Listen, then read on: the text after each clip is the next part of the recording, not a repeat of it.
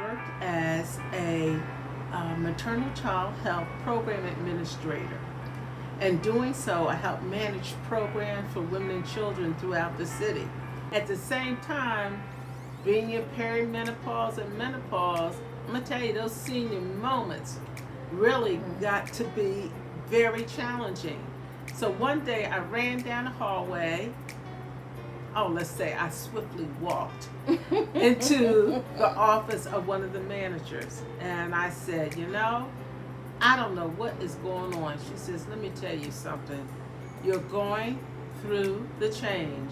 But also, in talking with her, she reinforced the importance of me taking notes throughout the day. So I got to the point, I don't care where I went to, because usually I had about 5 to 6 to 10 meetings a day. I had my notebook. And so therefore, I didn't have to increase my anxiety about, did I remember? What was I saying? And also journaling during the meetings, I will call it journaling. It helped me clarify information. So it was excellent, an excellent recommendation that she gave me. I have been in sales most of my adult life, I guess for the last 40 years. First half I was in pharmaceutical sales, last half I was in education sales. How it affected me was, first, the brain fog. I could not remember people's names. And in my business, you must remember people's names. And these are people I've known for at least 10 years. And I would just, in my head, it was like going through a Rolodex, trying to find, what is this person's name? What is this person's name? And also when I have to give presentations, same presentation, give it 5 times a day, no problem. I couldn't remember my presentation. I would get to a certain part and there would be like nothingness. It's like someone wiped the slate clean and I'm like, oh my God, I can't remember that. So that's how it affected me on my job at the time. But remember, I was very much a type A type of personality.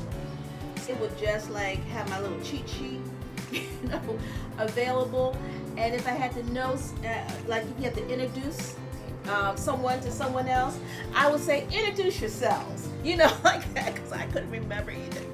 That's a good tactic. That's a good tactic. I would just say, introduce yourselves, and so forth like that.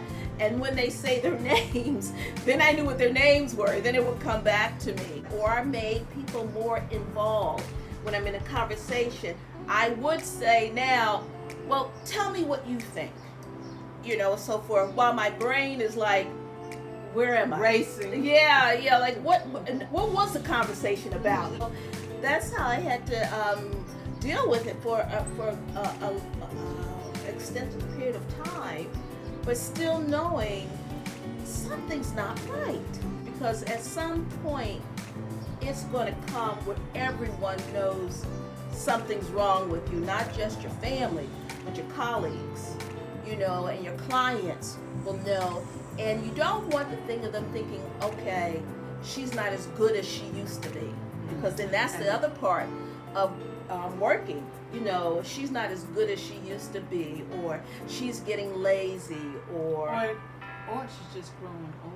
Yes, or she's just growing old. So that those stereotypes don't start coming up and being attached to you. Right. But understanding that I'm going through this particular period of time. And I think if more women bring it up in the workplace, it will not be a thing you have to whisper to each other or try to overcompensate for. Right. Did you enjoy our weekly video, Minutes with the Menopause Whisperer? I would like to invite you to schedule a one-on-one consultation with me.